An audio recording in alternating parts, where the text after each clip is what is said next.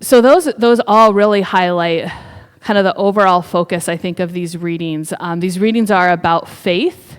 These readings are about people like Sarah and Abraham that are in Exodus. Same with our first reading. It was about, it's kind of, a lot of our first reading often is when God's chosen people were in Exodus and the prophets were coming and trying to encourage them to keep the faith, keep going.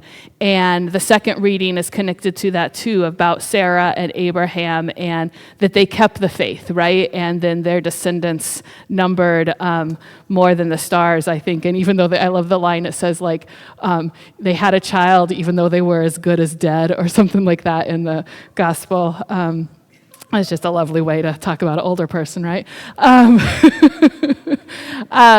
then finally, our gospel is about keeping the faith, and this idea of both people that don't know when their master is going to come, right? And we're thinking about God in these stories. When is God going to come back? And they stay prepared. And then other people that basically are like, oh, well, he's taken a long time, so I'm going to go and kind of get what's mine. I'm going to enjoy the riches that are around me. And that might mean that other people don't get what they need. It may even mean that they're abusive and take away from other people. So that's what we're working with here today, and just a few key things there. And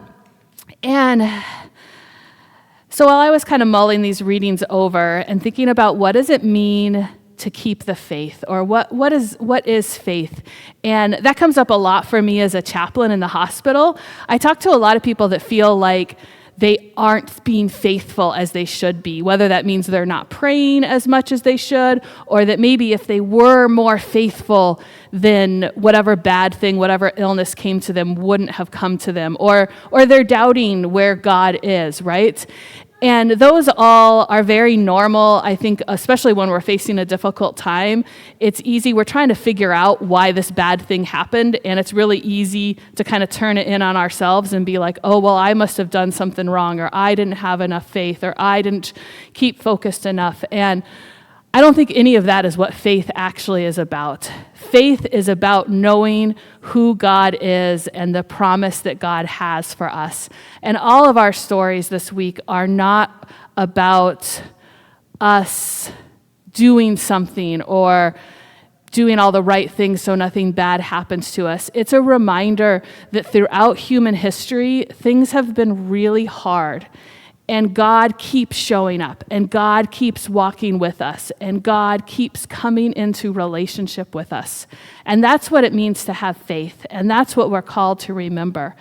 And I have found that difficult recently. I remember last week particularly, it was like we just finished this chunk of really humid days, and then we had those 6 days of really bad smoke.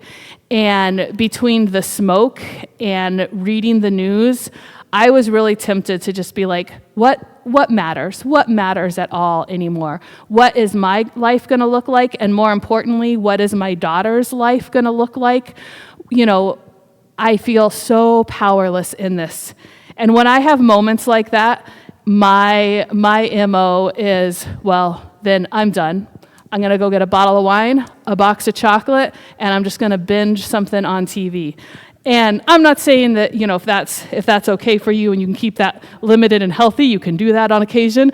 But if that's where you go because you're in despair, that's probably not the right place for you to go, right? And that's me in a place of despair.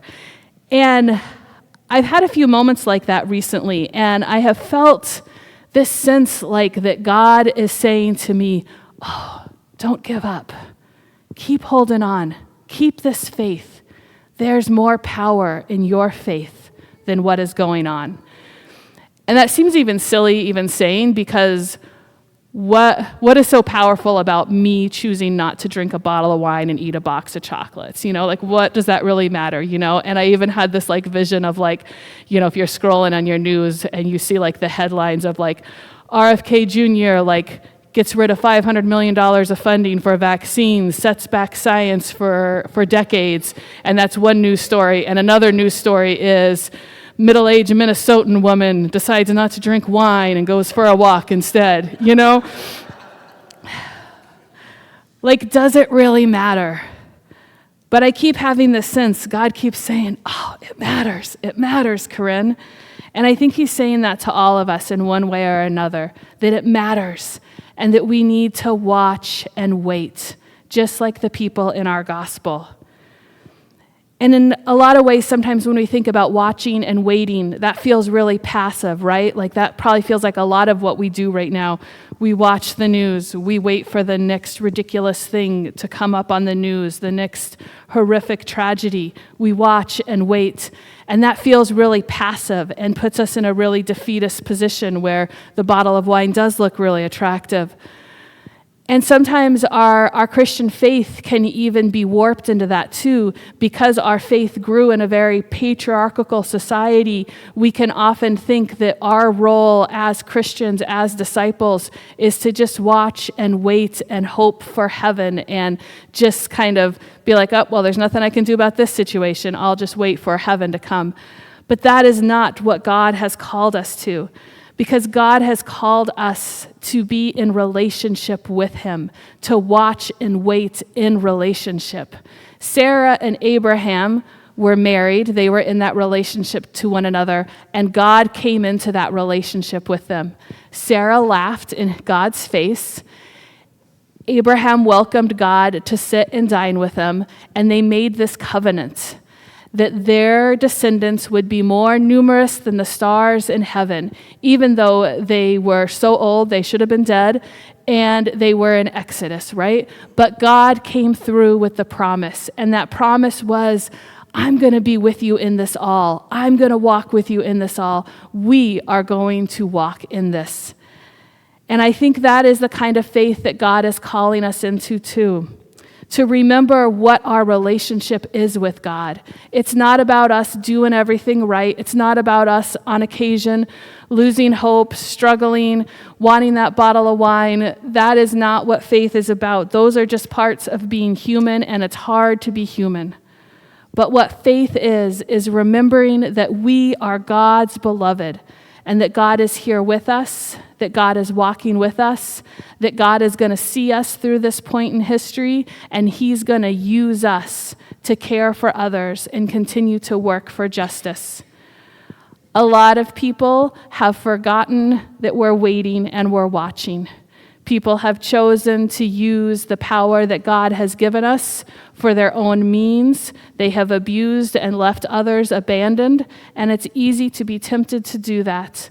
But God is telling us, no, I'm here with you. I'm in relationship with you. You care for one another. You stay ready. You keep your lights, your lamps lit, and be ready to walk with me. And so I invite us this week, when those moments of despair might come to us, when we want to just throw our hands up, just to remember that God says, no, hold on, because what you have is more powerful than anything this world has. And that faith will see us through each of our individual days, and it will see us into God's light, to laugh with Sarah and to welcome God into our lives like Abraham, and to watch those promises continue to unfold.